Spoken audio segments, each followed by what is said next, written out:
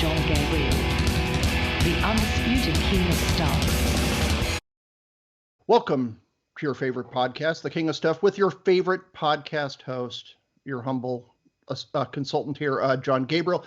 Very happy to have on Jonathan Pageau. He has a very wide-ranging background, which is fascinating. I've been watching his YouTube channel. I've been listening to his podcasts and interviews that he's led and others have led with him. But he's an icon carver. And do you live in Montreal itself or just Quebec in general? Well, I live about half an hour north of Montreal, so I would say Montreal area. Yeah. Okay, great. Well, he also teaches art, speaks about it. But a big thing that he does is he explores symbolic structures that underlie our experience of the world. And his YouTube channel and podcast is called The Symbolic World. I highly recommend it.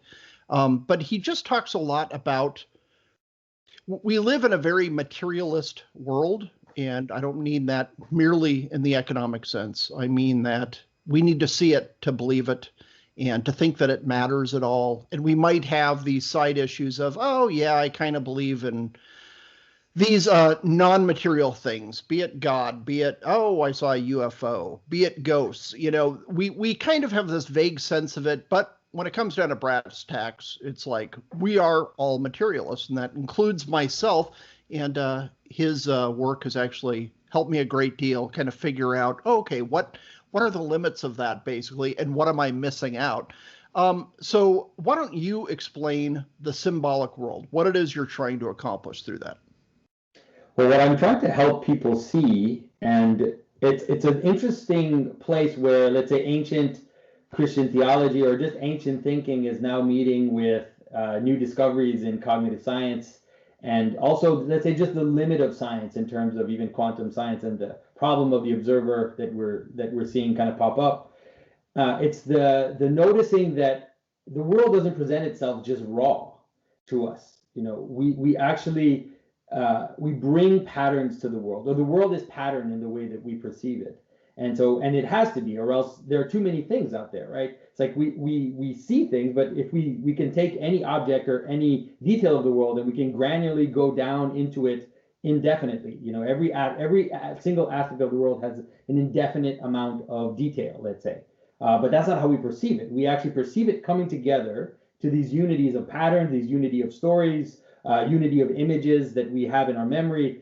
And so what I'm trying to help people understand is that those patterns are not arbitrary, that they're coherent. You can explain them, you can understand them. And surprisingly, what ends up happening is you notice that the Bible, scripture, but also even other ancient stories are something like maps to those patterns. They're actually maps to the way in which we perceive reality. So it goes more deeper. It's more even than, let's say, the kind of Jungian approach or this kind of psychoanalytic approach, which would talk about how, you know, we have these archetypes in our minds, and we tend to, and those will affect our behavior and our psychology. It's actually that the world itself, the way that we perceive reality, is patterned, and it's usually patterned in kind of hierarchies of identity. And those hierarchies of identities, like I said, they can be described in stories and images, and they really do end up mapping onto the ancient stories that we have in our human history. Right. And I think a lot of people were maybe, the way that they dipped their toe in this kind of understanding, in kind of the post-new atheist world that we emerged from, as the new atheists like Richard Dawkins, Chris Hitchens, all these people, as they faded, someone who seemed to take their place was, of all people, some stuffy Canadian professor who says bloody a lot, Jordan Peterson. And You knew him before the phenomenon began. I know you're both Canadians, and I think everybody in Canada knows each other. It's like a tight little village. Yeah. My parents are actually from Sault Ste. Marie, but on the Michigan side. So okay. I that's where my vast understanding of Canadian geography comes from. Yeah.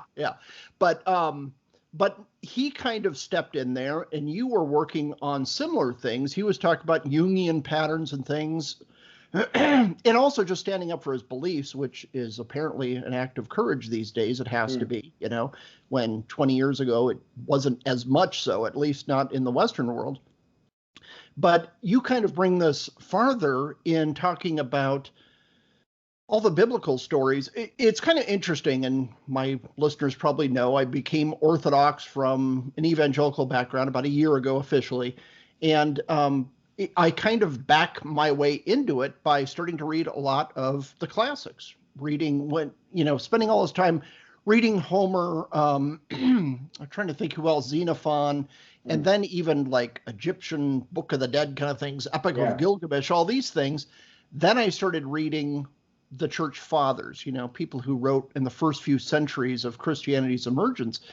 And it was weird how this whole, I don't mean myth as in false, as we normally talk about it, but myth as in exposing a deeper reality, how these patterns just kind of came up again and again and again through all these Eastern religious views, all these various philosophies. And then I read the church fathers. I'm like, wow, this ties everything together and it actually makes sense. You don't have Athena, being a headache in Zeus's head. It's like this stuff actually makes sense. But you do see these repeating patterns that all these various cultures were grasping for in their own way. Yeah, exactly. And once you start to realize that these patterns actually are the way that we encounter the world, that you really can't escape them, you also realize that our human encounters are also patterned. That is, even the way that we encounter others has to be patterned, right? And you know that you can know that if you try to do the opposite of the patterns, like try to do things that are socially unacceptable, try to speak to the back of someone's head, or try to stare at someone's nose while you talk to them for just 1 minute and see what happens. You'll notice that the interaction will break down, the conversation will break down. And so we don't realize it, but even the way that we encounter others, the way that we speak and leave room for the other to speak, and there's this rhythm of back and forth. Even the way that we recognize that someone wants to talk to us, we shake hands, we say hello, we put our hand out. All of these gestures are all ritual gestures.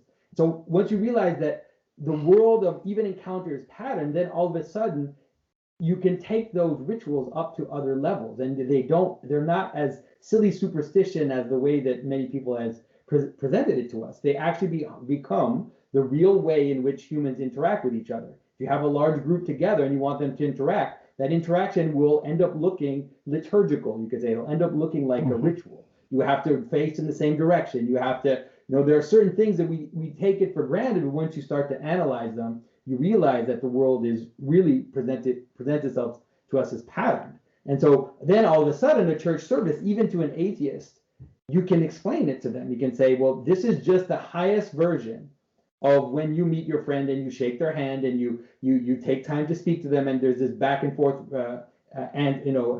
response type mechanism that you engage with. Then if you bring that together into a group, then it looks like processions, it looks like singing together, it looks like all these things that we do in a religious service.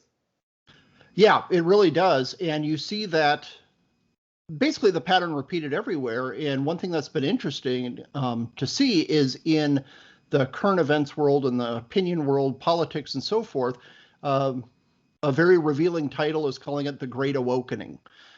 Because it is, if you watched any of the Black Lives Matter protests, kneeling before people, repentance, confessing your sin to the public. The only thing they're missing is this thing called forgiveness, if memory serves. They haven't figured that part out, but once they do, man, this religion's going to be aces. But it's weird because they inherently understand, even if the progenitors, the leaders of this movement tend to have Marxist backgrounds. I'm sure they're proud card-carrying atheists, but they still understand this religious element. They need to do that. In the old Soviet Union, Lenin dies. What do? We need to preserve his body and open it to the public and go venerate it on a regular basis. So they're trying to stamp out religion, and they, I think, quickly realize they can't. It's not even fulfilling for those people who are running the show. They need some kind of religious act to venerate the correct ideas or people and so forth. Well, the new atheists, or just the atheism in general, surfed on a Christian backdrop. That is, they took for granted certain Christian realities, and then they tried to mock it without realizing that they were pulling the rug from under their own feet.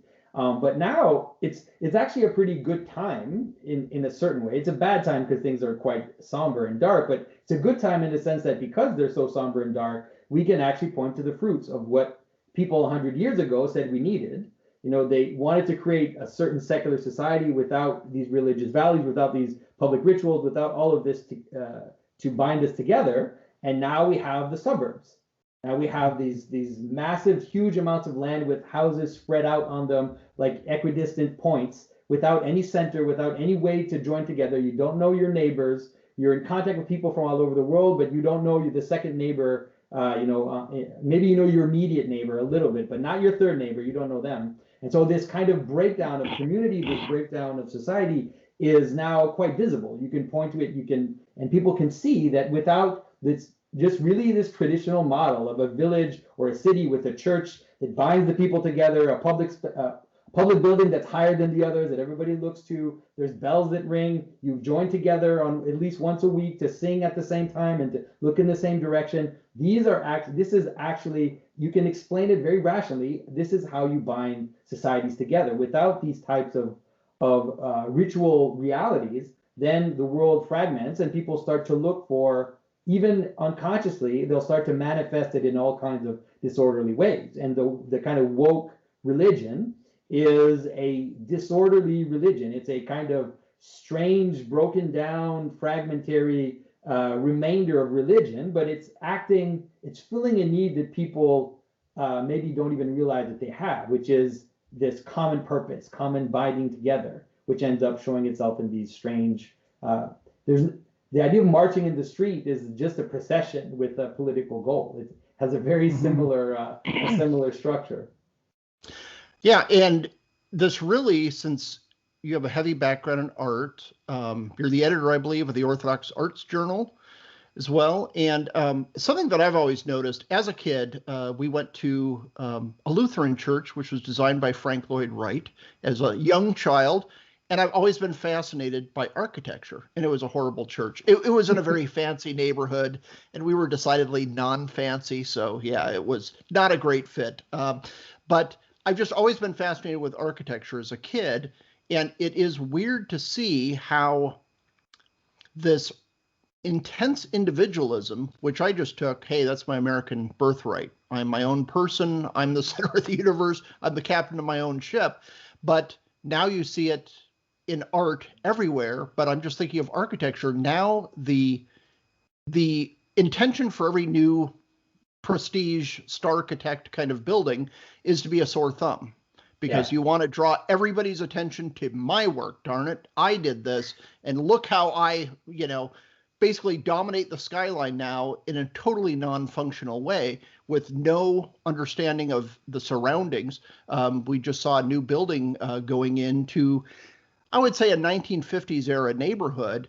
And it's just this big, it looks like the Sandcrawler in Star Wars. It's just this big, angular, wacky thing. And I'm like, what are you doing? Because, and of course, down the road, there's this gorgeous, Greek Orthodox church, which has been there for several years.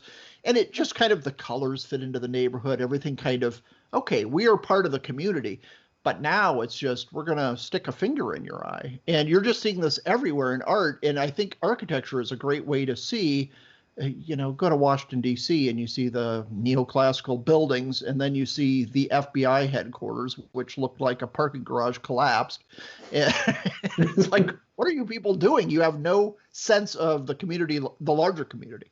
Well, especially architecture. Architecture is, people sometimes don't realize that architecture is almost like the prime art. It's the primal art, because it actually creates the space that you forget. It creates the space in which you live. It's almost something that disappears, and and ends up framing your reality. And so it's of prime importance.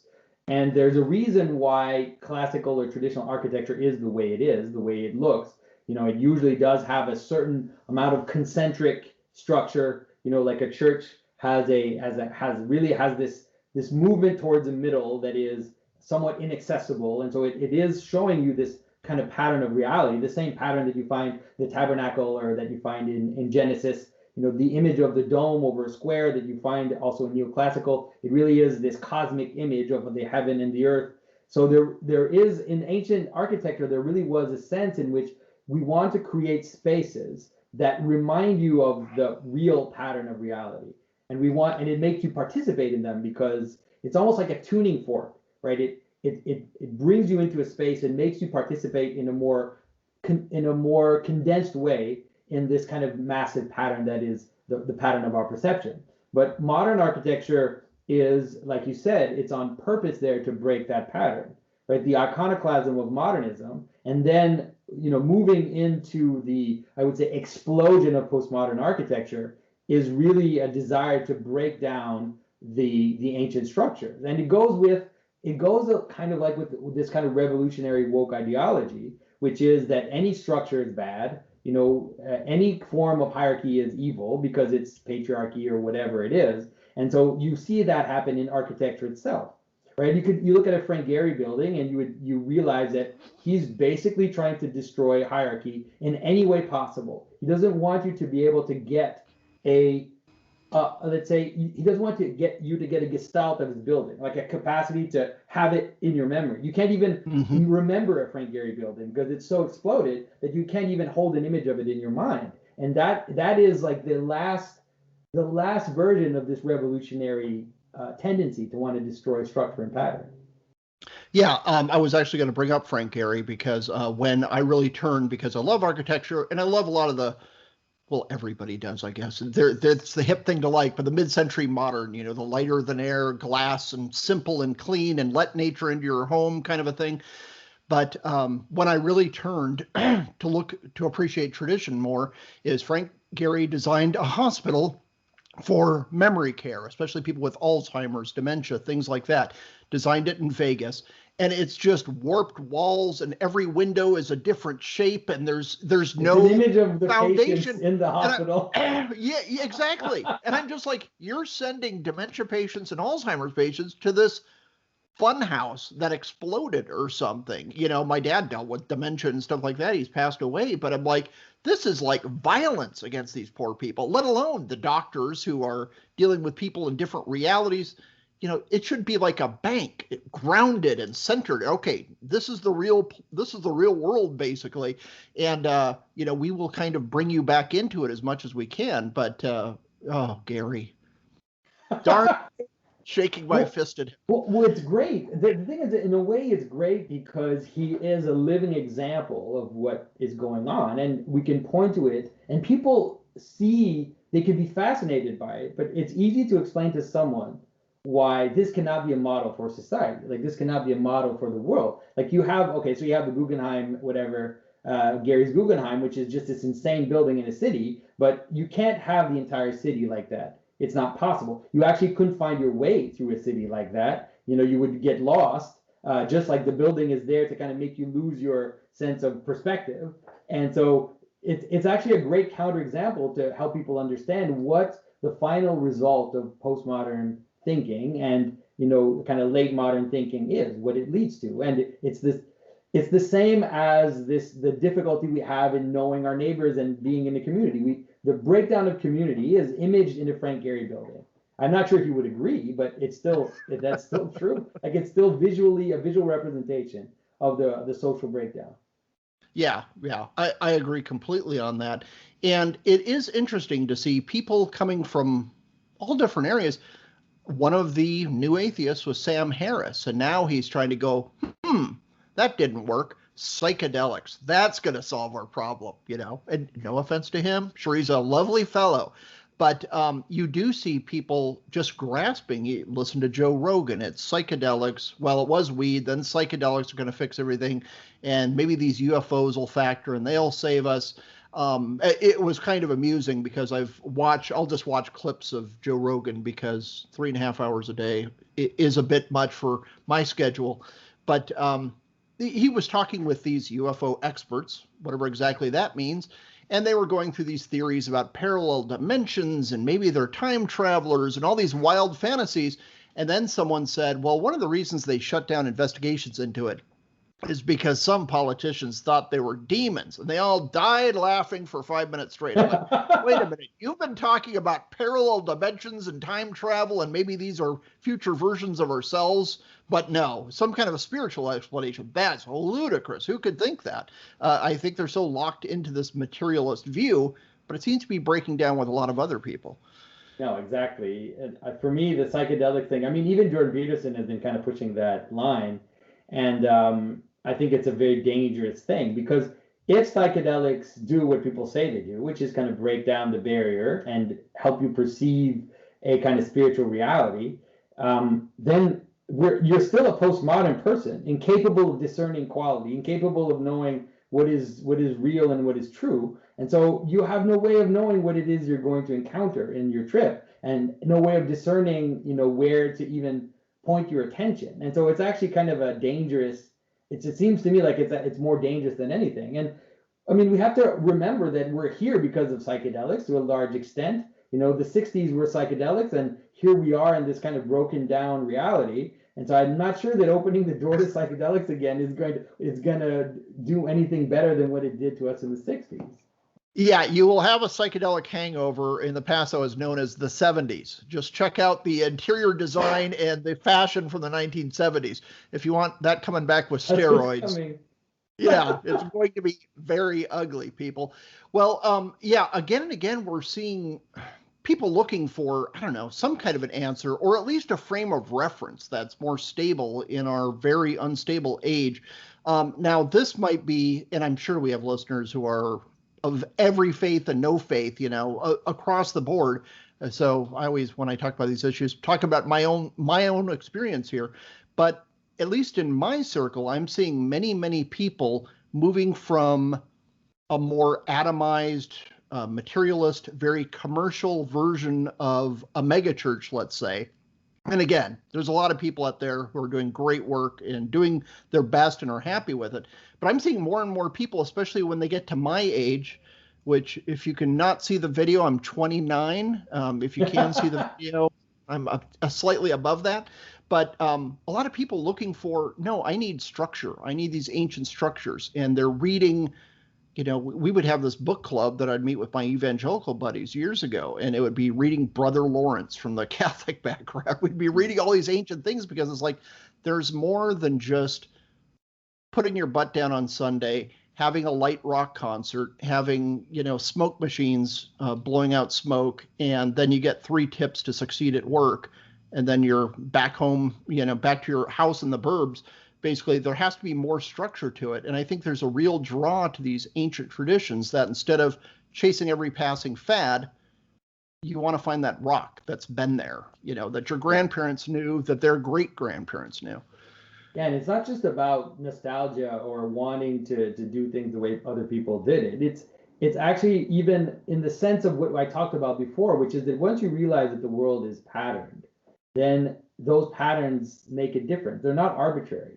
Like the reason why when I meet someone, I shake their hand, it's not at all arbitrary. I don't slap them in the face. I don't mess up their hair. Like I could do a million other things to show that I'm greeting someone, but the thing that I'm doing has meaning. It's coherent and makes sense in terms of what it means to greet someone. And it's the same with a church service and with worship. One of the things we've seen happen with the kind of megachurch aesthetic is we've transformed church into spectacle. Like we've transformed worship into entertainment, and that has consequences. And the consequence is a lack of participation. It's a lack of a sense that I am participating in what it is, in the story that is in front of me.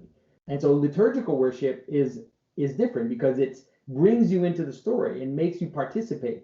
There's procession, there's movement, your whole body is involved. It's not just this sitting on a chair and watching a screen like I'm watching a TV show.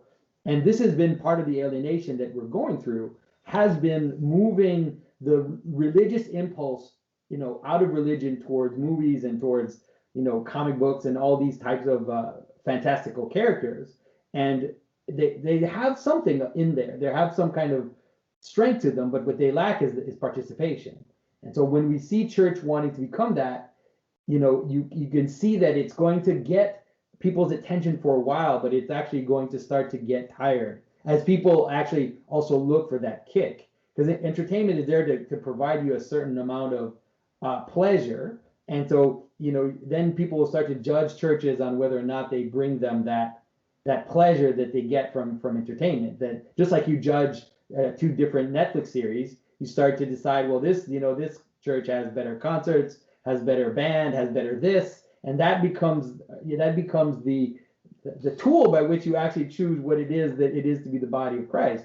But liturgical worship or ancient worship is more, it's this participative act, which is different. So yeah. And now when I get asked on a Sunday afternoon, so how was church? I'm like, yeah, same as always. And it's actually kind of comforting. I don't have to remember, what was the theme this week? I can't remember. Yeah, they're doing a series on fitness right now. So what did he talk about? I want to talk about icons, because that's something coming to Orthodoxy. And again, my background, Lutheran as a young kid, standard factory issued evangelical after that. Icons are weird and they're scary. And I was just like, what is all this stuff? And now I have to explain to my many, many evangelical friends I hang out with all the time. They're like, one asked, what's the deal with this incense stuff? I'm like, it's just an old school smoke machine. That's all it is. We were there first, man. That's right. But explain icon. What is the purpose of an icon? Is it just a pretty painting for people to gaze at when they walk into a church and get them in a religious mood, quote unquote? Or what is I mean, just like any religious thing, it has a participative purpose. And so, especially in the Orthodox tradition, the icons were really theologically defined. They weren't just accidental in the church. There was actually a conflict in the church at some point about the problem of icons because of the second commandment, and because of, also because Muslims were so anti-image that they created a kind of question in Christianity whether or not we should have images. And the icon really became theologically defined as a testimony to the incarnation. That is, because we believe that God gave us an image of himself in Christ. Therefore, now the image becomes part of the way in which we come together, let's say, the way in which we recognize how God is moving in the world. And so you could almost say that the icon, Christ, first of all, is an answer to the second commandment. That is, the reason for the second commandment was the incarnation, ultimately. That it was moving towards this idea that God was going to give us an image. And so now the images, what they do is they help us. Just like when you see an image of your mother and you see your mother in the image, like the image of your mother is an aspect of your mother, right? In the sense that you recognize her. So we do now the same. We see an image of Christ and we recognize Christ. And that is a testimony to the scandal of the incarnation, of how high we believe that what it is, the purpose that God wants for the world, which is to join himself to it. And so the icons are this. So when you encounter the icon of a saint, it's like you're looking at an icon, a picture of your mother. You recognize her. You experience the joy and the memories and the kind of connection that you would when you see a picture of someone that you care about. But now it's the saints of the church. It's the body of Christ. So it becomes like a way in which, so in the church you have all these images of all these saints, and it's actually a way to presence the saints in the church. It's saying we are all together. Like, even though this is a church in wherever it is you're living, we are all together. This is happening. Like, this prayer that we're doing is with this testimony of this cloud of witnesses, and it's a universal thing that's happening at the same time. So it's a participative thing. It's not just pretty pictures. It's not just memory in the let's say the basic sense, but it's memory in the highest sense of this, like, remembering that we're all together in this gigantic pattern of prayer, that are lifting up towards God. So that's maybe right. And also, and the fact that the traditions, they will change at a glacial pace, but they're mostly quite consistent. And if I want to break my brain, I start reading about time and read St. Augustine discussing what time actually is and how God is outside of it. And then my brain I start to lose blood in my head and pass out. But a lot of it, too, is just understanding that a Christian who was a shepherd in the year 300 is just as present today in heaven, worshiping God as I am, who's wiping the sleep out of my eyes and stumbling in on Sunday morning. Yeah. That we're all in this together around the world, and across time as well. We're all in that same worship. We're all in that same story. We're all in that same liturgical pattern of, hey, here's when Christ was resurrected. Here's when he was incarnated, and so forth. And there's something that people sometimes don't realize, is just how much traditional Christian worship is based on revelation. It's based on eschatology. That is, there's a sense in which there's a final revelation. There's a final moment where everything's going to come together. It's all going to make sense, and it's all going to be kind of brought together in this totality. But there's also there's a way in which that's already there now. And Christ, talked to us about it that way. He said, the kingdom is within you. The kingdom is there. It's already there. The kingdom has already come, even though it will come in its totality. It's already present. And so the way that an Orthodox church is actually structured is based on revelation. The lamb on the altar, all of this stuff is not based on the Old Testament. A lot of people think it's based on Old Testament typology, but the lamb on the altar isn't in the Old Testament. It's in Revelation. It's a looking forward to this moment of totality. So to have the cloud of witnesses with us in this prayer, as we kind of join together, and in the prayers of the liturgy, we talk about how we're joining together with the angels, and we represent the cherubim that are around the throne of God. And so there's this sense in which everything is coming together into this gigantic orchestra of prayer, and we're all kind of joining up into God. It really is this participation in the totality of everything. Yeah. And that's really good to hear. And I will include links to your site, so everybody check out his work. You actually carve icons, and they're gorgeous, and do beautiful illustrations as well. The other thing, and I know our time is short, and you're a busy man. When I was young, especially my mom was a good feminist liberal of the old school variety. And I rebelled against that oppressive regime by being a total conservative and, reading National Review in high school. I was a real chick magnet. But just getting into politics and looking at all this right-wing stuff and like, yeah, I'm a rebel. Now there's nothing to rebel against, and we're noticing that in our culture. You'll see things like people desperately trying to rebel and show how, they're edgy, they're way out there. And I'm like, yeah, I saw that last week. You had that Lil Nas video with satanic and stuff. And the first thing I was like, that's an eye roll, people. But then I'm thinking, I kind of went through that phase myself in the early 80s with all my edgy metal stuff. They were kind of doing that already. And they keep trying to resurrect, so to speak, these old rebellions, but they have no value anymore, because what are you rebelling against? Barely anybody's going to church anymore. What are you rebelling against when you say, I'm sick of I'm sick of the man. That's why I'm going to keep my mask on. And for the next 10 years, I'm vaccinated. Everyone I know is vaccinated. I'm keeping this mask on, and that's going to stick it to the man. I'm like, no, the man's telling you to do that. You're not rebelling here. What do people do? It seems like the edgy artist would want to restore some kind of traditionalism so that at least they'd have something to rebel against. Yeah, well, it's interesting because you're seeing that a little bit. You're seeing how this is kind of, I talk about this in terms, I call it parasitic storytelling, which is that, you have this sense of this revolutionary story, which is coming in and breaking down structures. We see it's everywhere in Hollywood. It's always the underdog, and there's nothing wrong with that story. But when the underdog has won, it's like he's not the underdog anymore. But the problem is that we want both. Like, we want the cake and eat it too, right? We want the underdog to win, but then stay the underdog at the same time. And so it's like, I've won, but I'm still a victim, and it doesn't work. It creates these absolutely insane contradictions and paradoxes that I think is what's bringing a lot of what before you would consider like the first adopters, the kind of punk types and the rebel types. I'm definitely seeing those types of people look towards tradition more. There's that funny meme of the where you see some guy in 50 Shades of Grey who tells the lady like, oh, you know what I'm into, and it's really weird. And then there's another image of a nice family with 3 kids, and it's like, that's how weird I am, man. I'm into that stuff. And so I think that's something that's come, like Babylon Bee is a great example of people who are able to flip, like to be completely subversive. Like, they're the most subversive out there.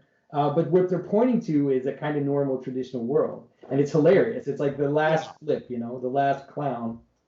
Exactly. And the clown's leading the way back to sanity, oddly. Yeah, well, Kanye West was a weird example of that too, where he's like he's the ultimate clown, the ultimate subversive. He's willing to like break down protocol, go up and speak at an awards ceremony without him actually winning. He married a very suspicious person, and all of this stuff is going on. He's got diamond in his teeth, and now he's saying the way that he runs for president, and his platform is prayer. And he says the way that this country is going to come together is if we pray. And no one in the world is allowed to say that. No politician is allowed to say that. He's the only one allowed to say that because he's playing the role of the fool that is actually pointing to something completely normal, completely reasonable, but he's the only one who can. So yeah, completely. Yeah, when I was sleepily stumbled onto Twitter, I think it was a Saturday morning, and the first thing I was greeted by is Kanye West posting the icon of St. Moses the Black. I'm like, okay, I've woken up in a different world now, because yeah, St. Moses is awesome. Yeah. So where can people find your work, Jonathan? So I'm mostly, in terms of my content, I'm mostly on YouTube. You can look up Jonathan Pageau or The Symbolic World. I have a website, thesymbolicworld.com.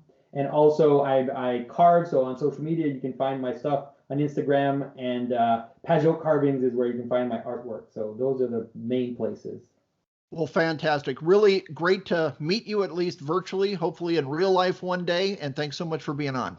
That was great. It was a lot of fun. Thanks.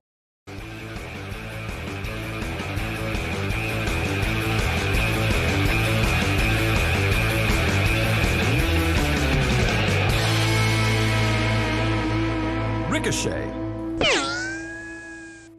Join the conversation.